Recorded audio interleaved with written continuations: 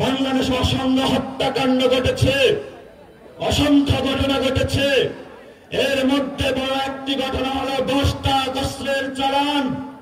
যদি অস্ত্র হ্যান্ডেলই করতে না পারেন তাহলে নিয়ে আসেন কেন আপনি?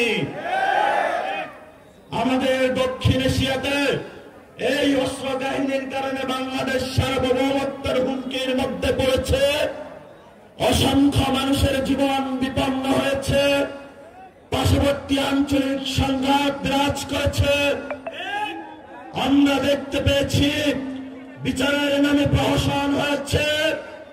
আমরা ভবিষ্যৎ বাংলাদেশে যারা সরকারি প্রশাসনে রয়েছেন, রাজনৈতিক চেয়ারে আসবেন, তাদেরকে বলতে চাই, ভবিষ্যৎ বাংলাদেশে সার্বভৌমত্বের উপর আঘাত আসে এমন কোন অযাচিত সিদ্ধান্ত আপনারা আর নিবেন না।